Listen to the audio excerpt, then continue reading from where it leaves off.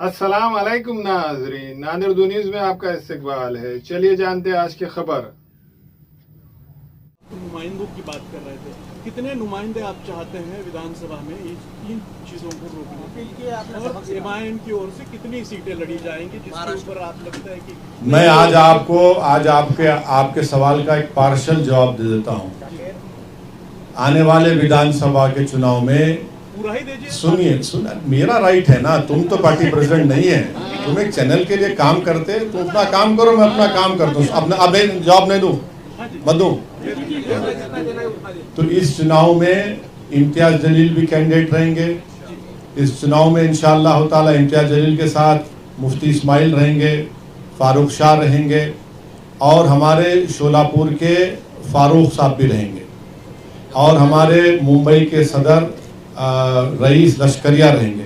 तो तुम्हारे को ये 5 नाम दे दिया मैं, ये तो कैंडिडेट रहेंगे हमारे, क्योंकि 2 तो एमएलए है, एक मालेगांव से और एक हमारे धुलिया से, तो ये तो रहेंगे। अब और कितने कैंडिडेट रहेंगे नहीं रहेंगे अभी थोड़ा टाइम लगेगा, देखते हैं।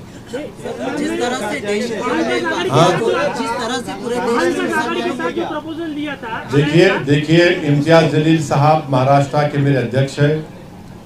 उन्होंने ये ऑफर दिया है, उन्होंने कहा है कि हमसे बातचीत करो और मेरे ख्याल से कोई बातचीत एक जगह पे अनऑफिशियली भी हुई।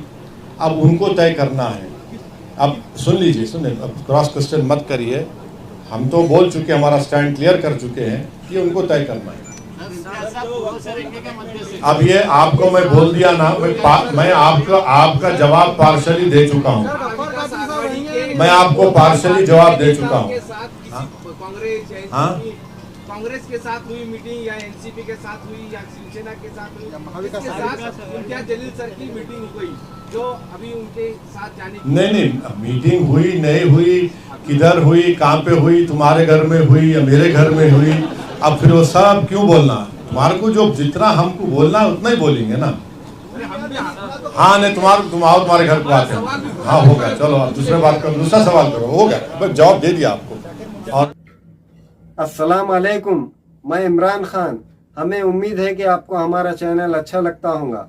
लेटेस्ट न्यूज़ के लिए देखते रहिए नादिर उर्दू न्यूज़, और न्यूज़ के पसंद आने पर लाइक, शेयर और सब्सक्राइब करना ना भूलें।